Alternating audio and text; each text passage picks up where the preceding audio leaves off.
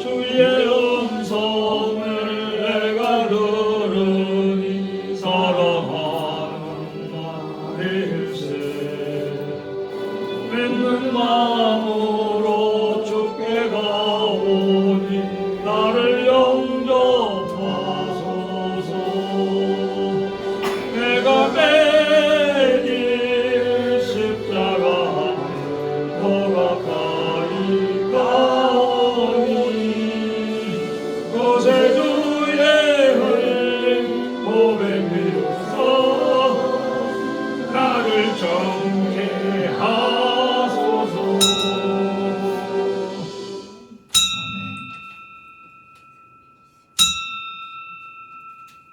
같이 묵상 기도 드리시고 주일 오후 예배 하나님께 드립니다. 다 같이 묵도 드립니다.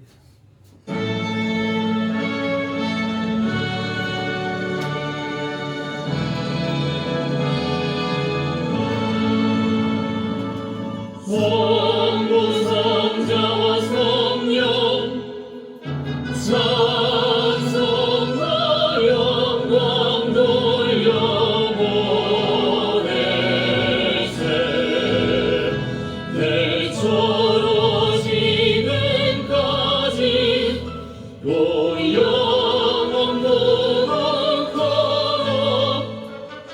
성삼위의 영광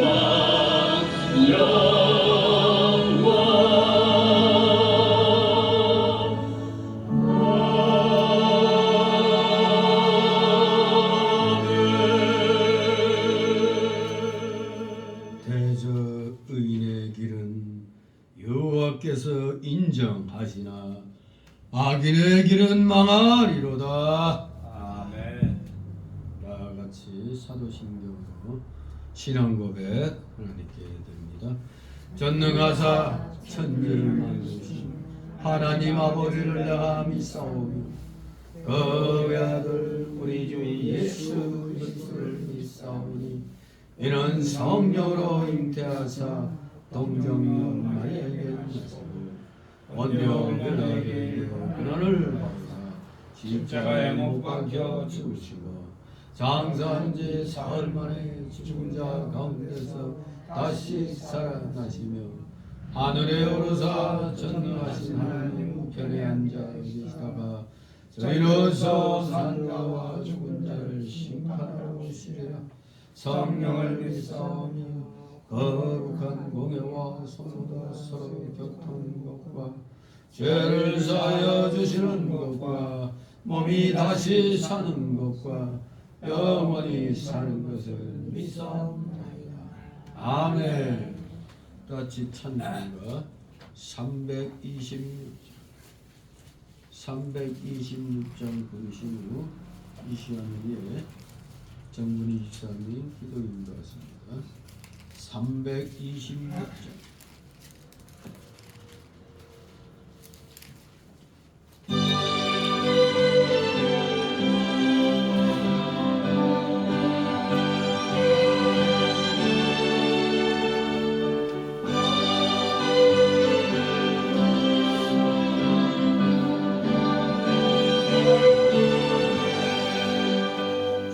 죄짐에 눌린 사람은 다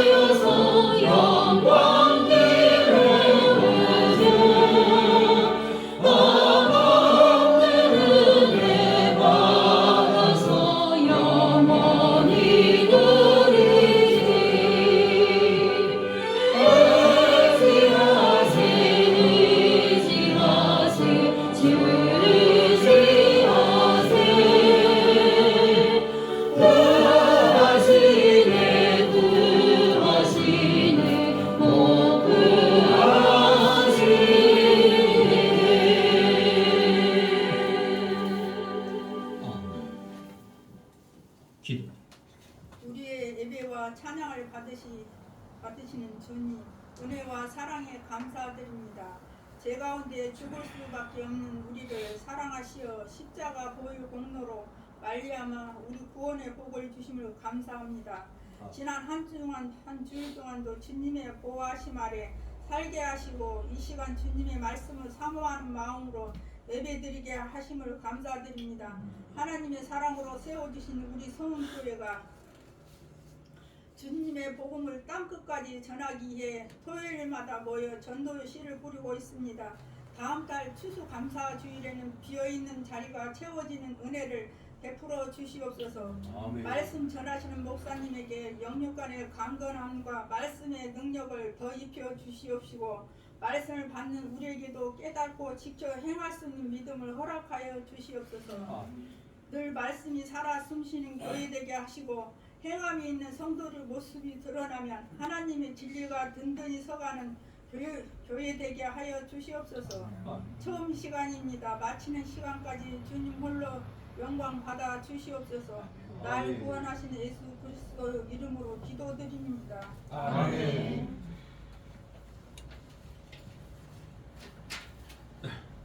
감사드립니다. 오늘 이 시간 함께 은혜 나눌 말씀은 구약성경 호세아서 구약성경 호세아 1장 1절에서 11절까지의 말씀을 보도록 합니다. 구약성경 호세아 구약성경 맨 뒤쪽에 12선지서 나오는데 다니엘서 뒤에 에스겔, 다니엘, 호세아 페이지 수로 한 1258쪽 정도 되겠습니다. 1258쪽 호세아 1장 1절에서 11절까지 말씀 교대로 있습니다. 제가 먼저 읽겠습니다. 우시아와 요단과 아하스와 히스기야가 이어 유다 왕이 된 시대 곧 요아스의 아들 여로보암이 이스라엘 왕이 된 시대에 부엘의 아들 호세아에게 임한 여호와의 말씀이라. 여호와께서 빌어서 호세아로 말씀하시니라. 여호와께서 호세아에게 이르시되 너는 가서 음란한 아내를 취하여 음란한 자식을 낳아 이 나라가 여호와를 크게 행하니라. 이에 저가 가서 디블라임의 딸 고멜을 취하였더니 저가 잉태하여 아들을 낳은. 여호와께서 호세아에게 이르시되 그 이름을 이스라엘이라 하라.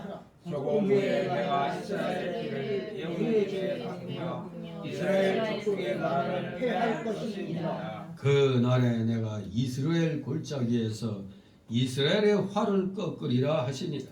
고멜이 또 잉태하여 딸을 낳음에 여호와께서 호세아에게 이르시되 그 이름을 루하마라 하라.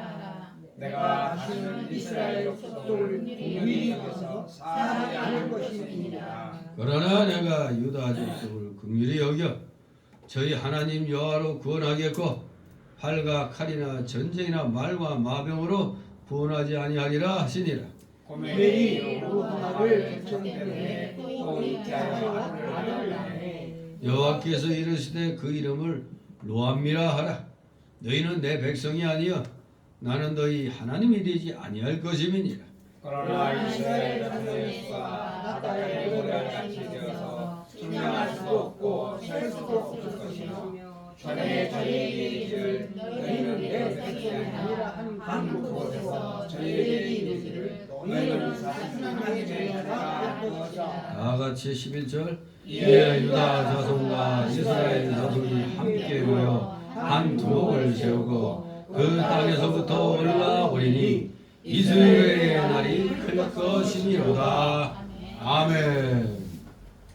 예, 오늘 제목은 음란한 아내와 그 자식들, 음란한 아내와 그 자식들이라는 제목으로 오늘 1장의 말씀을 살펴보도록 합니다. 이 소선지서가 12권이죠. 그 12권 중에 첫 번째 소선지서인 이 호세아서.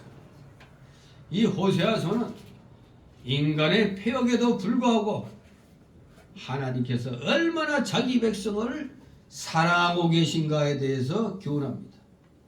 이 같은 하나님의 사랑은 음란한 여인 고멜을 아내로 둔 호세아의 가정을 통하여 보다 생생하게 증거되고 있습니다.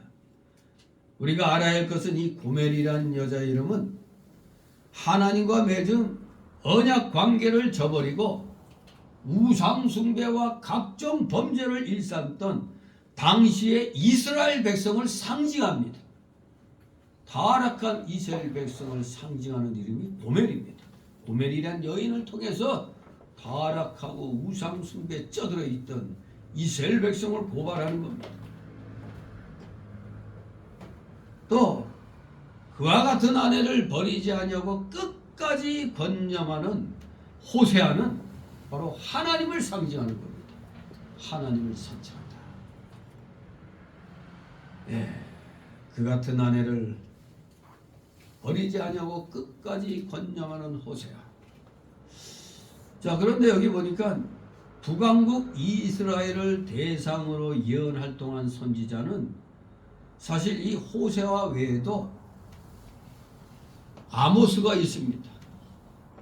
그러나 호세아는 이스라엘 출신입니다. 이스라엘 북왕국 이스라엘 출신으로서 자기 동족에게 예언한 자가 호세아입니다. 거기에 반해서 아모스 선지자는 유다 출신입니다. 호세아하고 아모스가 이렇게 활동했지만서도 호세아는 이스라엘 출신으로서 자기 동족에게 예언하고, 근데 아모스는 유다 출신으로서 이렇게 또 북이스라엘에서 또 예언을 하고 있는 겁니다. 아무튼 이런 차이가 있습니다. 자, 그런데 이 호세아의 이름의 뜻은 구원이란 뜻입니다. 구원. 이름이 중요한 겁니다. 아무튼 이 호세아서는 이스라엘 백성들의 죄악을 경고하는 가운데 하나님으로 말미암은 심판의 확실성, 그리고 그분의 신실한 사랑을 증거하기 위해서 기록된 책입니다. 아무튼 이 호세아서의 특징은 고멜과 호세아의 관계를 통해서, 즉 이스라엘과 하나님과의 관계를 비유적으로 설명하는 은유법적인 표현이 이 호세아서 전체에 걸쳐서 사용되고 있습니다. 은유법. A는 B다 하는 게 이게 바로 은유법입니다. 고멜은 이스라엘이고 호세아는 하나님이다. A는 B다 이겁니다. A 같은 B 하면은 뭐뭐 같은 하면 이건 지주법이죠. 은유법적으로 여기 호세아서는 기록되어 있습니다. 아무튼 이 호세아서 1장에서 14장까지 내용은 크게 두 단락으로 구분할 수가 있습니다. 그 첫 번째 단락은 1장에서 이제 3장 5절까지 되겠는데, 이 내용은 음란한 아내인 고멜과 신실한 남편인 호사의 가정을 예로 삼아서 범죄한 이스라엘 백성들에게 영적인 교훈을 주고 있습니다. 그리고 두 번째 단락은 4장에서 14장까지 내용은 호세아가 패역한 이스라엘과 신실하신 하나님을 대비시키는 가운데 이스라엘 백성들의 죄를 책망하며 그들에게 대한 하나님의 심판과 그 후에 있을 이스라엘의 회복에 대해서 예고하고 있는 겁니다. 아무튼 오늘 우리가 1장을 보게 되는데 음란한 고멜과 신실한 호세아에 대해서 이제 이야기를 시작합니다. 호세아가 하나님의 명령을 좇아 고멜과 가정을 이룬 이야기로부터 이제 이 호세아서가 시작이 되는 겁니다. 그렇기 때문에 이것은 단순한 일개인의 가정사가 아니라 하나님 앞에서 패역한 이스라엘의 실정을 나타내주고 있는 상징적인 기사인 것입니다. 은유법적인 그런 표현이라고 했죠. 그렇습니다. 그러므로 음녀인 고멜이 정죄당한 것처럼 하나님께서도 이스라엘에 대한 심판을 선포하십니다. 이것은 아수르에 의한 이스라엘의 멸망 사건으로 북이스라엘에 대한 예언은 성취가 될 것입니다. 그러나 하나님께서는 이로써 모든 일을 끝내지 아니하시고 호세아에게 간부의 품에 있는 고멜을 다시금 취하라고 이제 3장에 가면은 분부하시죠. 이거 기가 막힌 거죠. 바람난 아내는 거 알면서도 또다시 데리고 와서 살라는 겁니다. 쉽게 말해서. 이는 인간의 폐역에도 불구하고 하나님의 크신 사랑에 의해 다시금 이스라엘이 회복될 것을 상징하는 겁니다. 자, 이제 그 첫 장으로서 1장 내용을 보는데 이제 호세아의 그 결혼의 내용이 나오죠.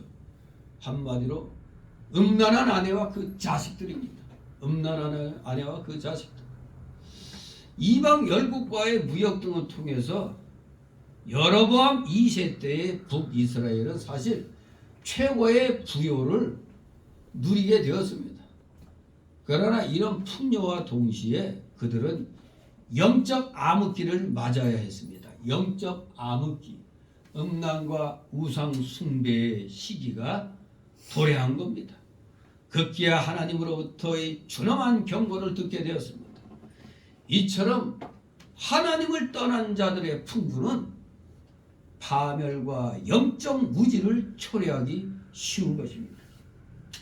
한편 우리 하나님께서는 이와 같은 이스라엘의 비극을 폭로하시려고 호세아에게 음란한 고멜과의 결혼을 명령하셨습니다. 한마디로 저기 창기촌에 가서 누구를 아내로 삼으라는 얘기나 똑같은 겁니다. 지금 이게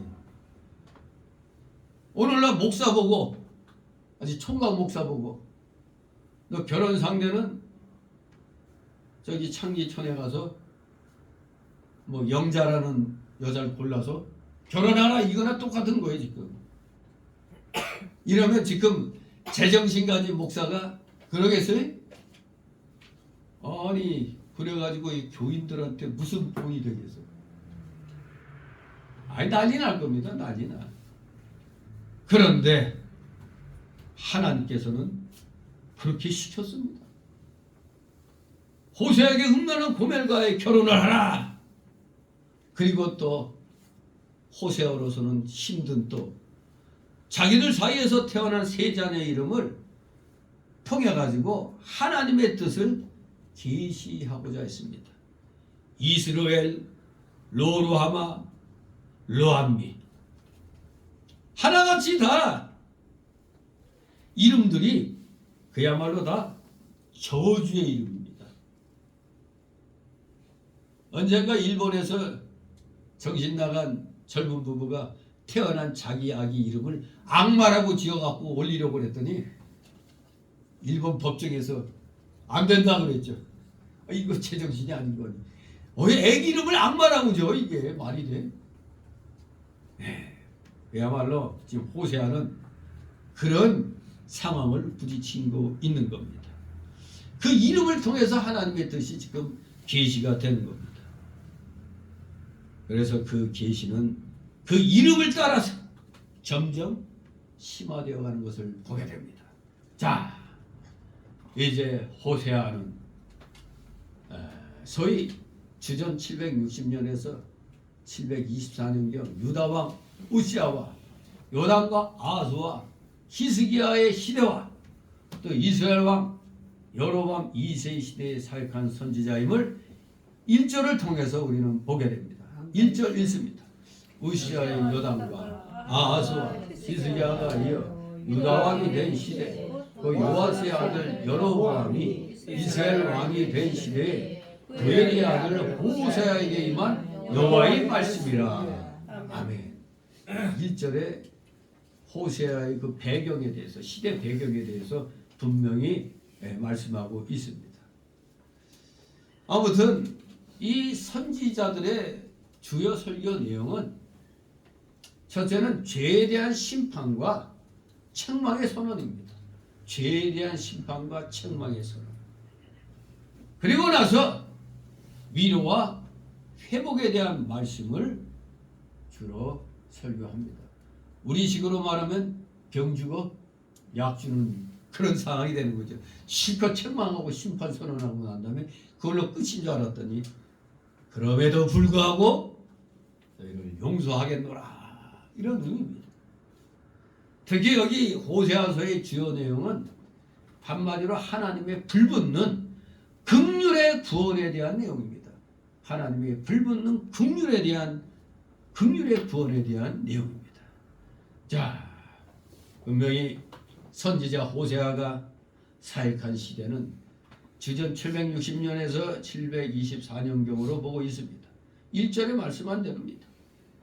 호세아서는 호세아에게 임한 여호와의 말씀, 즉 여호와께서 비로소 호세아로 말씀하신 내용이었습니다.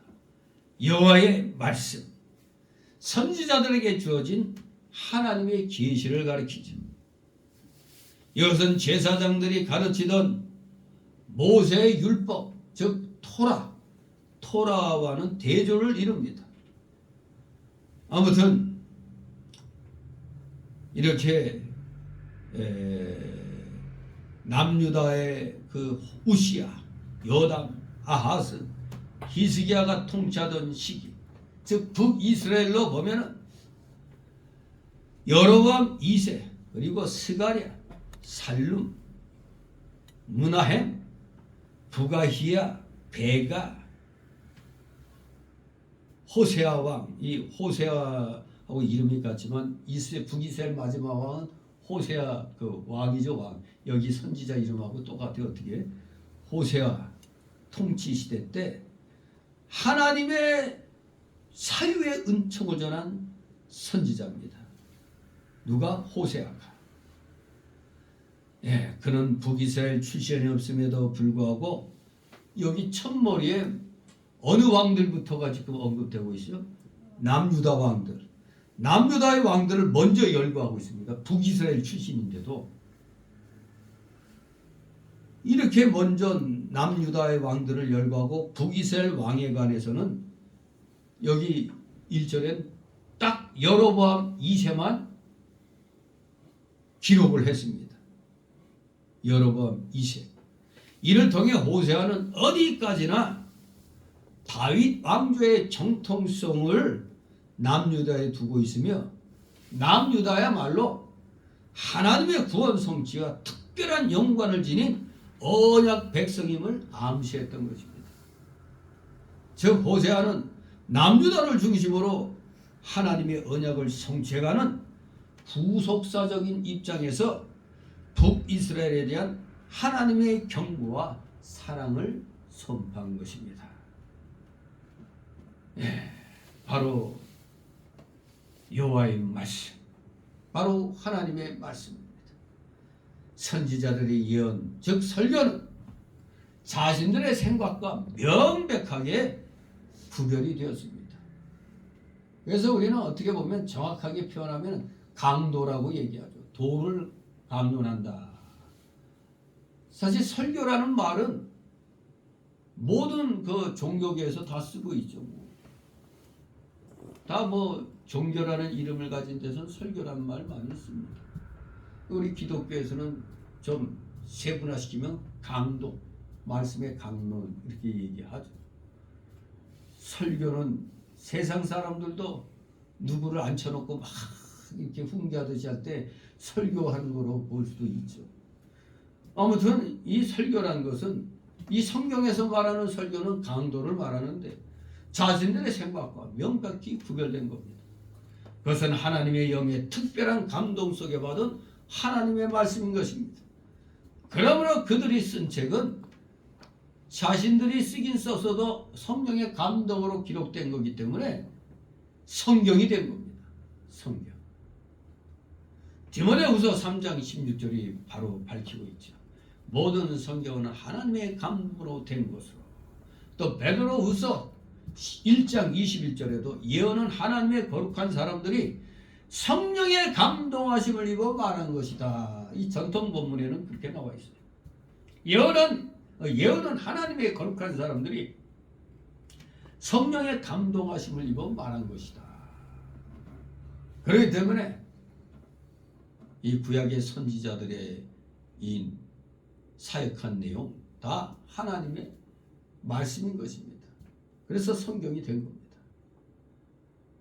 다 같이 2절 5절 있습니다. 여호와께서 비로소 호세아로 말씀하시니라. 여호와께서 호세아에게 이르시되 너는 가서 음란한 아내를 취하여 음란한 자식들을 낳아 이 나라가 여호와를 따라 크게 행함하니라. 이에 저가 가서 기블라비에 따라 구매를 취하시더니 저가 잉타의 아들을 낳으니 여호와께서 호세아에게 이르시되 그 이름을 이스라엘이라 하라. 저 후에 내가 이스라엘의 피를 여호와의 집에 갚으며 이스라엘 족속의 나라를 폐할 것입니다. 그 날에 내가 이스라엘 골짜기에서 이스라엘의 화를 꺾으리라 하시니라. 아멘. 예. 아무리 하나님 말씀이지만 참 순종하기 어려운 거죠. 너 가서 음란한 여인을 아내로 맞이해라.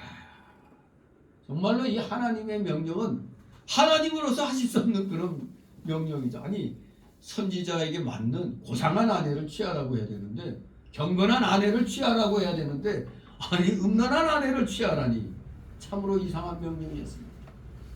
그것은 호세아로 하여금 하나님의 심정을 체험케 하기 위한 것이었습니다. 음란한 아내, 히브리어로 에쉐트 제누님이라는 단어입니다. 에쉐트 제누님. 이것은 정확히 번역하면 음란한 자들 중에 아내, 음란한 자들 중에 아내라는 뜻이니까, 즉 2절에 나타난 것처럼 북이스라엘 나라 전체가 여호와를 떠나 크게 행음하고 있었기 때문에 호세아는 필연적으로 음란한 여인과 결혼을 할 수밖에 없었던 겁니다. 왜? 이스라엘이라는 나라 자체가 다 그냥 썩어 문드러졌어요. 음란으로 가득 찼어요. 그러니 거기서 무슨 경건한 아내를 취하겠어요. 그래서 음란한 자들 중에 아내를 취하라, 그런 의미가 되는 겁니다. 아무리 현숙한 여인을 골라서 결혼하려고 해도 그런 여인이 없는 겁니다. 모두가 그냥 다 타락해버렸기 때문에. 한번 여기서 이 음란이라는 단어, 이 말은 그냥 단순하게 글자 그대로 무슨 음탕한 기질이 있다 그런 말이 아니라 무질서하고 방만히 행하는 것을 뜻하는 겁니다. 나라 전체가 무질서하고 방만하게 행합니다. 왜? 우상 숭배로, 그냥 하나님 말씀과 거리감은 우상 숭배로 쪄들어 있으니까. 그래서 호세아서에서 이 음란이란 단어는 주로 우상을 섬겨 타락한 이스라엘 백성의 종교적인 부패성을 지적할 때에 사용이 되는 그런 용어입니다. 그런 뜻이란 걸 알고 우리는 말씀을 봐야겠습니다.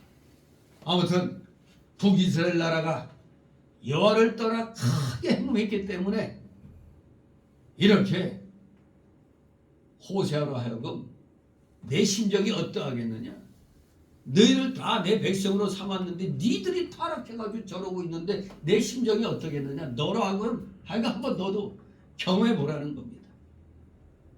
진실로 북이스라엘은 그야말로 이방의 그 풍습인 우상 숭배로 쩌들 대로 쩌들었습니다. 그러니 호세아는 자기가 그런 세상에 살고 있기 때문에 하나님의 명령에 순종하지 않을 수가 없는 겁니다. 좌로 오나 우로 오나 앞으로 오나 뒤로 오나 다 똑같은 여인네들인 거죠. 그래서 하나님의 명령에 순종했습니다. 그랬더니 여호와께서는 호세아에게 첫 아들의 이름을 뭐라고 지었다? 이스라엘이다. 이스라엘이라 이렇게 짓게 하셨습니다. 언뜻 맨 처음에 잘 뜻을 모르고 읽을 땐 이거 미스프린트인가 보다, 이스라엘을 이스라엘로 잘못 적은 거보다 했는데 보니까 그게 아니죠. 뜻이 완전히 다릅니다. 이 이스라엘과 비슷한 음가를 지닌 이스라엘이 축복의 이름인 반면에 이 이스라엘은 아합의 왕가가 예후에게 멸망당한 곳이며 궁극적으로는 이스라엘의 패망을 상징하는 이름이 이스라엘입니다. 문자적으로도 이스라엘은 하나님과 겨루어 승리한 자를 가리킨다고 창세기 32장 28절에 말씀했습니다. 그런데 이 이스라엘은 하나님께서 쫓아버린다는 뜻입니다. 하나님께서 쫓아버린다. 그게 이스라엘이. 하나님이 축복해 주신다. 하나님과 겨루어 승리했다. 그 이스라엘과 하나님이 옛기놈하고 내쫓아버리는 이스라엘과는 발음은 비슷한데 확연히 다르죠. 아무튼 하나님을 영화롭게 하지 못할 뿐만 아니라 하나님 이외의 것들의 마음을 뺏기는 자들을 하나님께서는 이렇게 철저하게 배척하신다는 것을 이 이름을 통하여 깨닫게 하시는 겁니다. 역사적으로 이스라엘의 피를 예후의 집에 갚고 이스라엘 족속의 나라를 피할 것이기 때문에 첫 아들의 이름을 이스라엘이라고 짓게 했습니다. 열왕기하 10장 11절에 보면 예후가 이스라엘이라는 지역에서 아합의 아들 요람과 아합 집에 속한 이스라엘에 남아있는 자들 다 죽입니다. 모조리 다 죽입니다. 그리고 예후가 이스라엘 왕이 되죠. 그러나 예후가 이렇게 또 하나님이 세워주셔서 왕이 됐지만 우상숭배를 완전히 떠나지 못했기 때문에 하나님께서는 이 예후의 집안이 그 예후의 집안의 왕위가 4대까지만 이어질 것이라고 말씀하셨습니다. 그 말씀대로 예후 왕가는 그의 4대손 스가랴까지에만 이어졌고 또 스가랴는 단지 6개월간밖에 통치 못했습니다. 왜? 살룸의 반란으로 죽었고 마침내 예후 왕가의 통치는 끝나게 된 겁니다. 또 그로부터 약 30년 후 주전 722년 BC 722년경 북이스라엘 나라는 어디에 완전히 멸망되겠죠? 아수르에 의해서 완전히 멸망하게 되었던 것입니다. 자, 6절 7절 있습니다. 고멜이 또 잉태하여 딸을 낳으며 여호와께서 호세아에게 이르시되 그 이름을 루루하마라 하라. 내가 다시는 이스라엘 족속을 긍휼히 여기서 사하지 않을 것입니다. 그러나 내가 유다 족속을 긍휼히 여기고 저희 하나님 여호와로 구원하겠고 활과 칼이나 전쟁과 말과 마병으로 구원하지 아니하리라 하시니라. 아멘. 예. 이제 아들 다음에 두 번째 고멜이 낳은 첫 딸의 이름이 뭐래요? 로루하마라고 짓게 있습니다. 로루하마. 하나님께서 지금까지 이스라엘을 사랑했지만 그들의 죄악이 극도에 이르렀기 때문에 이제는 더 이상 그들을 긍휼히 여기시지 않겠다는 진노의 표시입니다. 우리말식으로 그냥 이 로루하마를 번역하면 안긍휼. 안긍휼 뭐예요? 성이 안시고 이름이 긍휼이라는 게 아니라 긍휼하지 아니하다는 얘기입니다. 안긍휼. 그런 뜻입니다. 즉 하나님께서 다시는 이스라엘 사람들을 긍휼히 여기시지 않겠다는 뜻입니다. 안긍휼. 낫긍휼입니다. 낫긍휼. 그러나 하나님께서 유다 사람들에게는 긍휼을 베푸실 것입니다. 미련의 아름다움을 파괴한 주모자는 하나님이 아니라 누구요? 하나님의 사랑을 음란과 배신으로 갚은 인간인 것입니다. 즉 북이스라엘이라 이겁니다. 성경 역사를 한마디로 요약한다면 끝없는 하나님의 사랑에 대한 계속적인 인간의 배신과 도전입니다. 성경 역사가 이겁니다. 끊임없는 하나님의 사랑에 대한 계속적인 인간의 배신과 도전. 이게 성경의 역사입니다. 참 서글프죠. 하나님은 이러한 악순환의 매듭을 푸시기 위해서 하나님의 아들을 이제 요한복음 3장 10절 말씀대로 예수 그리스도를 이 땅에 보내시게 되는 겁니다. 자, 우리 하나님께서는 북이스라엘에게는 심판이요 긍휼히 여기지 않겠다고 하셨지만 남유다에게는 긍휼을 베푸신다고 했습니다. 바로 이것은 하나님께서 북이스라엘에게는 심판을 내리시지만 남유다에게는 구원을 베푸실 것을 말씀하신 것입니다. 지금 우리나라도 남북으로 갈라져 있을 때 남과 북이 확연히 다르죠. 인공위성으로 남북을 찍어보면 밤에 특히 반쪽 남쪽은 환한데 북쪽은 어두워요. 평양 쪽만 조금 밝지. 그야말로 우리나라도 북은 어둠의 왕국이고 남은 광명의 왕국이 되어 있는 것입니다. 바로 하나님께서 역사하신 겁니다. 대한민국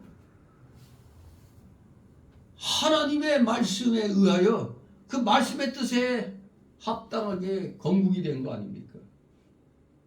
우리나라 뭐 4분의 3이 뭐 다른 종교라고 하지만 분명히 우리 대한민국은 기독교 국가로 건국이 된 겁니다. 이건 뭐 역사를 모르는 자들은 헛소리 할 수 있죠. 뭔 소리냐, 기독교인들 뭐 4분의 1밖에 안 되는데. 대한민국 건국은 기독교 정신에 의한 겁니다. 그것을 우리는 알아야 되는 겁니다.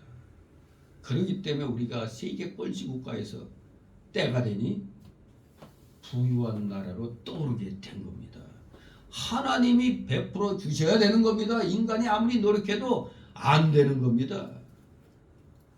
우리 하나님께서는 여기 역사적인 이러한 북이스라엘 남유다 이 통틀어서도 심판의 선언 중에서도 긍휼을 입을 자들을 항상 남겨놓으신 걸 보게 됩니다.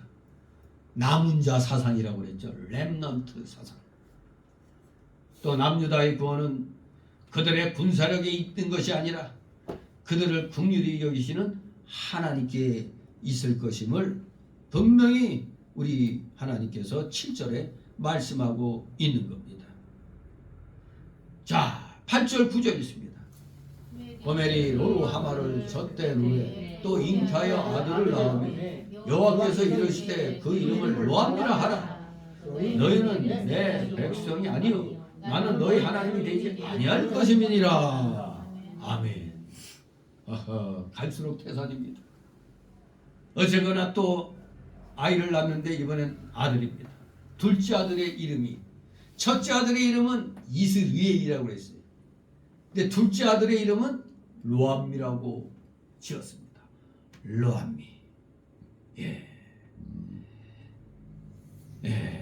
진실로 하나님의 진노를 다 이 자녀들의 이름에 들어가 있습니다. 역시 또 이 세 번째 자녀 이름도 로암미라고 그랬는데 로암미도 그대로 번역하면 안 내 백성, 안 내 백성, 즉 내 백성이 아닌 그런 뜻입니다. 안 내 백성, 내 백성이 아니다 이겁니다. 이 호세아는 죽을 맛이죠. 그래도 자기는 하나님께 쓰임 받고 있는데 하나같이 내피 받은 자들이 다 그냥 하나님의 긍휼이 아니라 저주를 받는 그런 이름을 짓고 있으니 애비로서 참 그렇습니다. 아무튼 이 로암미라는 하나님의 선언은 이스라엘과 맺으신 그 언약의 관계를 청산하겠다는 가장 비참한 저주의 선포라고 할 수 있습니다. 내 백성이 아니다. 이스라엘이 축복된 삶을 살 수 있었던 것은 바로 하나님과의 언약 때문이었습니다. 그러므로 이 언약의 파괴는 곧 이스라엘의 멸망과 죽음을 의미하는 겁니다. 아, 북이스라엘은 이제 끝났구나. 하나님의 관심과 보호와 사랑에서 죄된 나라와 인격은 물질적 군사적으로 든든한 기반을 지니고 있다 하더라도 아무런 소망이 없는 겁니다. 하나님의 은혜를 무시하고 자행자재하는 자는 하나님으로부터 철저히 버림을 받을 것입니다. 오늘날 지금 이스라엘과 지금 팔레스틴 간의 그 전쟁이 지금 국제전으로 번지고 있죠. 이란이 시리아 쪽으로 전략무기, 즉 핵무기, 즉 이란이 북한으로부터 핵무기를 한 대여섯 개 이상 사놓은 거 아닌가, 그렇게 볼 수가 있거든요. 그러니 이스라엘도 알았다 오바, 우리도 바다에서 이란을 향해 핵미사일 발사 준비를 딱 갖추는 거지. 이제 완전히 까불어 우리도 핵 눌러 이제 이렇게 되는 겁니다. 뭔가 좀 심각해지는데 저 하마스라는 놈들 저 또 팔레스타인 백성 국민들이 불쌍해요. 저 하마스 이놈들이 어느 유튜브 보니까 이 지도자들 이놈들은 백성들이나 병사들은 죽어 나자빠져도 지들은 5성급 호텔 이상에서 니나노 하고 있더라고. 아주 그냥 뭐 휴양을 하고 있어. 지 국민들하고 병사들은 죽어 나자빠지는데 지들은 호의호식하고 있어요. 그러면서 또 여러 아랍국으로부터 돈 좀 많이 보내달라고 또 자작극이라고 하고 또 거짓된 뉴스를 또 띄웠잖아요. 이스라엘이 병원을 폭격해가지고 500명 이상이 죽었다고 썰피웠죠. 새빨간 거짓말이잖아요. 그 이스라엘에서 쏜 폭탄이 그들이 말한 폭탄이라면 그야말로 분화구처럼 푹 파야 되거든. 그런데 거기 뭐 이스라엘이 폭격했다는 거기 보니까 그냥 주차장 같은데 그냥 건물은 다 멀쩡하고 한 차 열 몇 대만 그냥 파괴되어 있는 그런 상태예요. 무슨 거기서 그게 무슨 병원 건물이야 그게. 건물을 파괴된 것도 없더라고. 그 신인균의 국방 TV에서 이제 그것도 쫙 이제 얼른 잽싸게 그 발표한 그 유튜브로 방영했는데 완전히 쇼를 해가지고 그래서 세계로부터 또 아랍국으로부터 동정 사가지고 또 돈 듬뿍 그 지원금 받아 챙기려고 하는 그런 수작을 부렸던 겁니다. 전혀 이놈들은 하마스 지도자들은 전혀 무슨 전쟁에 대한 어떤 염려고 자시고 없어. 그냥 아주 신나게 그냥 아주 그냥 호의호식하고 있는 거예요. 그냥 그 최고급 호텔 같은 데서. 그게 바로 오전에 말한 대로 그게 바로 저 무슬림들이 봤을 땐 위선자의 무슬림으로 봤을 땐 또 이 사악한 자들인 것입니다. 정말로 저들은 그야말로 뭐 지들이 뭐 마호메트교 그 누구요 저 이삭의 형이 누구였죠? 이스마엘. 이스마엘 자손이라고 했지만 하나님이 그래도 또 불쌍히 여겨서 큰 민족을 이루게 해주시기 해서 아랍 족속이 큰 민족을 이루고 있죠. 여러 국가들을 이루고 있죠. 그런데 그들은 여기 이 이스라엘이나 로루하마나 로암미 같은 나라입니다. 하나님과는 관계없는 나라들이에요. 우리가 중동전쟁 1차, 2차, 3차, 4차 지금이 5차인가? 지금 아마 5차 정도 됐을 텐데 5차전이라고 할 수 있는데 정말로 이스라엘이 3차 중동전쟁에선가 좀 잠시 위기를 겪었지만 대부분 다 승리를 했단 말이에요. 다. 이번에도 좀 이스라엘이 사면 초가같이 몰리게 되죠. 왜? 이란이 우리가 가만 안 두겠다는 또 시리아, 레바논 그 주변에 그 팔레스틴 게릴라들 여기가 준동하고 있잖아요. 그냥 어떻게 보면 이스라엘은 미국과 영국, 프랑스 이런 데서 도와주지 않으면 그야말로 고립무원이 되는 겁니다. 그러나 미국을 움직이는 핵심 멤버는 다 누구예요? 유대교인들이거든. 아무튼 이스라엘은 몇 억의 그 아랍 족속하고 싸워서 계속 이기고 이번에 이제 좀 심각한 전쟁의 양상으로 들어가 있습니다만 우리는 말씀을 통해서 하나님과 함께한 자는 이스라엘이라고 축복받았는데 하나님을 떠난 자들은 저주의 진노의 이 로루하마라 로암미라 이스라엘이라 이렇게 칭함을 받았잖아요. 우리 하나님께서 북이스라엘 백성에게 이렇게 너희는 내 백성이 아니다. 긍휼히 여기지 않겠다. 내쫓겠다. 이런 뜻을 가진 이름들을 주신 것은 왜 그랬습니까? 너무 그래도 호세아를 보면은 이렇게까지 하시면 안 되는데 이렇게 심하게 말씀하시는 것은 저들의 죄, 특히 죄 중에 무슨 죄가 가장 커? 우상숭배의 죄 때문에 이렇게 엄하게 진노를 표시하고 있는 겁니다. 진실로 언약을 무시한 하나님의 은혜를 무시하고 지들 마음대로 뜻대로 행동하는 자, 마찬가지로 하나님께 철저하게 버림을 받는다는 걸 우리는 기억해야 되겠습니다. 다 같이 10절 11절. 그러나 이스라엘 자손의 수가 바닷가의 모래같이 되어서 측량할 수도 없고 셀 수도 없을 것이며 전에 너희에게 이르기를 너희는 내 백성이 아니라 한 그곳에서 저에게 이르기를 너희를 사신 하나님의 자녀라 하실 것이라. 이에 유다 자손과 이스라엘 자손이 함께 모여 한 두목을 세우고 그 땅에서부터 올라오리니 이스라엘의 날이 클 것이미로다. 아멘. 바로 여기서 앞에선 심하게 저주를 내리셨지만 여기 10절에서부터는 왜 내가 너희들을 그렇게 징계하는지 아느냐? 징계의 목적이 설명되고 있는 겁니다. 하나님께서 하나님 백성을 징계하시는 목적은 글자 그대로 그냥 무조건 영원히 멸망시키려고 하시는 게 아니라 그들로 하여금 성숙한 인격과 신앙을 가지게 해서 하나님과 바른 관계를 형성하도록 하는 데 있다 이겁니다. 우리가 믿음 생활하다가 잘못하면 징계받죠. 왜 징계를 내리죠? 정신 똑바로 차려갖고 나만 바라보고 와라는 그 교육을 시키시기 위해서 징계하시는 겁니다.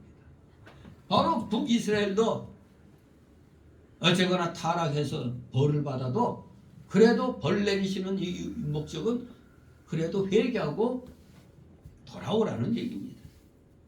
비록 북이스라엘이 범죄하여 하나님과의 언약을 파괴했지만 하나님은 여전히 그들을 사랑하셔서 그들에게 복 주시기를 원한다는 겁니다. 특히 이 10절 이하 부분에는 아브라함에게 약속하셨던 그 무수한 자손, 창세기 12장 1절 3절의 그 약속이죠. 그 무수한 자손에 관한 언급과 자녀애로의 관계 회복 및 유다를 중심한 위대한 지도자 탄생이 열거되어 있는 겁니다. 이것은 모두가 다 그리스도를 중심으로 건설된 하나님 나라를 예견한 약속인 겁니다. 그리스도를 중심으로 건설된 하나님 나라를 예견한 말씀이다. 하나님의 나라는 인간의 타락과 불신에도 불구하고 계속 발전되어 완성되어 나가는 것입니다. 그것은 하나님의 신실성과 하나님 통치의 절대성에 근거한 확신인 것입니다. 그러니 우리는 올바르게만 나가면 하나님이 올바른 길로 인도해 주시고 지켜주시고 복 주신다는 얘기입니다. 이렇게 우리 하나님께서는 심판을 9절까지 선언하시자마자 회복 또한 이렇게 10절 이하에서 선언하신 겁니다. 여기에 바로 우리는 하나님의 마음, 곧 그의 공의와 사랑의 마음이 나타나 있음을 보게 됩니다. 회복의 내용은 첫째로 여기 나온 대로 그들의 수가 많을 것이다. 둘째, 그들은 신분이 변하여 삶이 변하여 살아계신 하나님의 자녀가 되고 다시 하나님과 교제하게 될 것이다. 셋째 회복의 약속은 그들은 그 땅에서 올라올 것이다. 이게 무슨 말입니까? 그 땅은 그들이 포로로 잡혀갔던 땅을 가리키는 겁니다. 즉 그 포로지에서 남유다 나라와 북이스라엘 나라는 함께 모여 한 우두머리를 세우고 즉 한 두목을 세우고 올라온다는 겁니다. 그야말로 그날은 큰 사건이 될 것입니다. 이 일은 역사적으로 스룹바벨 때에 바사왕 고레스의 칙령으로 돌아왔을 때 부분적으로 성취가 되었으나 신약시대에 예수 그리스도로 말미암아 완전히 성취가 된 겁니다. 예수 그리스도로 말미암아 구원받은 자의 수는 요한계시록 7장 9절에 보니까 셀 수 없이 많다고 그랬습니다. 구원받은 자의 수는 셀 수 없이 많다. 그런데 또 역설적으로 구원받지 아니한 자들의 수도 셀 수 없이 많다는 걸 알아야 됩니다. 그들은 하나님의 자녀가 되고 중생한 새 사람이 되었습니다. 예수 그리스도께서는 하나님 백성의 우두머리와 주가 되신 겁니다. 우리의 삶에서 가장 큰 사건이 뭐겠습니까? 그렇죠. 구원만큼 큰 사건은 우리의 생애에서 있을 수가 없습니다. 아니 지옥 갈래가 천국으로 번짐받았잖아요. 이거보다 큰 사건이 어디 있습니까? 아무리 이 세상에서 떵떵거리고 살아도 죽어서 지옥 가면 여기서의 삶은 기껏해야 100년인데 죽어서는 몇 년? 영원이잖아요. 영원. 그래 여기 지상에서 100억 줄 테니까 100억 갖고 실컷 살다가 지옥 갈래? 여기서 저 힘들게 살아도 천국 가서 영원히 살래 하면 여러분은 어느 쪽? 에라 100억이 어디냐 100억? 그래 봐야 100억이 우리 생명을 유지시켜주지 못하잖아요. 살다가 더 병들면 돈은 다 누구 거가 돼? 꽝입니다. 꽝. 우리 구원해 주신 놀라우신 이 사랑과 은혜를 기억하면서 우리 정말 열심히 하나님께 감사드리며 살아야 됩니다. 오늘 본 1장이 주시는 교훈을 3가지로 정리한다면, 첫째, 우리는 죄인들에 대한 하나님의 진노와 심판을 깨닫고 범죄치 말자 이겁니다. 죄인들에 대한 하나님의 진노와 심판을 깨닫고 죄짓지 말자 이겁니다. 죄인은 하나님의 심판을 반드시 받습니다. 하나님의 뜻은 거룩하고 의로운 삶이며 그것이 바로 우리에게 평안과 행복의 길이 된다는 걸 기억하시기 바랍니다. 두 번째 주시는 교훈은 우리는 특히 하나님 아닌 것들을 가치 있게 여기고 거기서 위로를 찾는 어리석은 영적 음해, 즉 우상숭배를 버리고 살아계시고 참되신 하나님만 믿고 의지하며 섬기며 따르며 순종하는 순수한 경건을 지키는 하나님 백성이 되어야 되겠다 이겁니다. 진실로 아무리 현실적으로 육신이 편하고자 우상 숭배하는 쪽에 붙어가지고 있어봐야 그거는 잠시 잠깐입니다. 힘들고 어렵더라도 살아계신 참된 하나님만 믿고 의지하고 섬기며 따라가야 되는 겁니다. 이게 우리의 삶의 자세가 되어야 됩니다. 마지막 3번째 주시는 기원은 우리는 어제 하나님의 긍휼과 은혜의 구원을 감사하며 찬송하고 기뻐하며 또 이 좋은 긍휼과 크신 은혜의 구원의 복음을 다른 이에게도 널리 전파하자 이겁니다. 즉 이 귀한 복의 복음을, 복된 복음을 널리 전하자 이겁니다. 우리 신약 성도는 바로 이렇게 하나님의 이 구원의 은혜를 누리는 자들이 된 겁니다. 그러니 우리가 어찌 감사하며 예수 그리스도를 섬기는 이 귀한 믿음 생활 아니할 수가 있겠습니까? 우리 잠시 잠깐 어렵더라도 최선을 다해서 좁은 길, 좁은 문으로 들어가므로 하나님께 우리 의리 지켜야 돼요. 그저 좋을 때만 의리 지키고 따르고 내가 힘들면 필요 없어 이런 사람들 무지 많죠. 무슨 교회만 나오면 무슨 뭐 하늘에서 돈 떨어지는 줄 알고 말이에요. 자격도 안 되는데 누가 주겠어요? 자격이 돼야 하나님이 주시지. 우리 하나님의 뜻을 똑바로 깨닫고 우리 최선을 다해서 충성을 해 나간다면 반드시 때가 되면 하나님께로부터 큰 은혜와 위로가 임한다는 걸 기억하고 우리 오늘도 또 열심히 내일도 또 열심히 살아가시는 여러분 되시기를 주님의 이름으로 축원합니다. 기도합니다. 거룩하신 하나님 아버지 은혜를 감사드립니다. 정말로 하나님의 뜻을 우리가 어떤 때는 도무지 파악할 수도 없을 때가 있습니다. 그러나 그런 때라도 성경 말씀을 읽고 묵상함으로 하나님의 뜻을 찾아 깨닫는 지혜롭고 청명한 우리 모두 되어서 그야말로 충성스러운 주님 자녀의 길을 걸어가는데 정도 부족함이 없는 우리 사랑하시는 귀한 자녀들 다 되게 하여 주시옵소서. 감사드리며 예수 그리스도의 이름으로 기도드리옵나이다. 아멘. 다같이 찬송가 215장 찬송드립니다.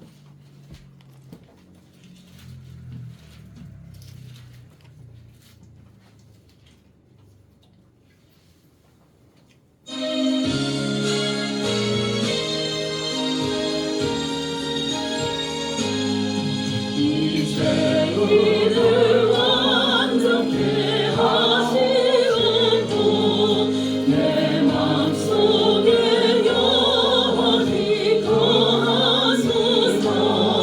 죄 가운데 빠졌던 몸과 마음을 기쁨보다 너희에게 하옵소서.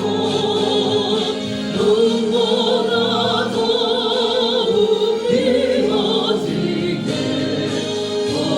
거시서서 정결케 하옵소서.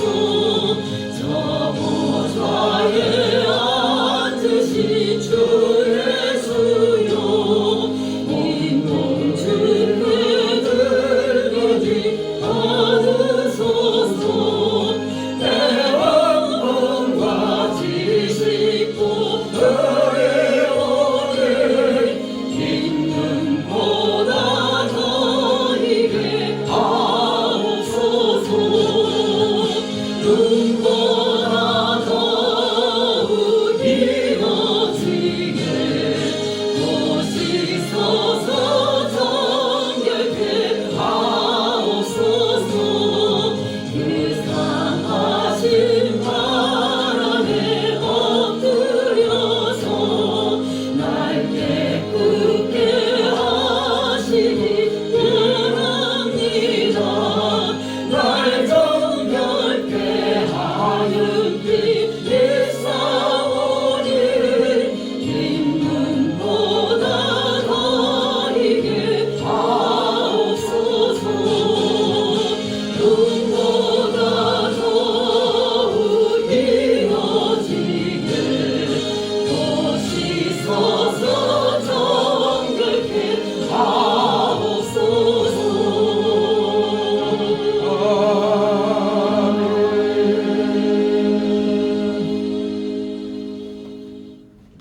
주기도문으로 마칩니다. 하나님 주시는 이름이 거룩히 여김을 받으시오며 나라의 마하시며 뜻이 하늘에서 이룬 것 같이 땅에서도 이루어지이다. 오늘날 우리에게 시를 주옵시고 우리가 우리에게 죄인 죄를 사하여준 것 같이 우리에게 사하여 주옵시고 우리를 시험에 들게 하지 마옵시고 다만 악에서 구하옵소서. 내게 나라와 권세와 영광이 아버지께 영원히 있사옵나이다. 아멘.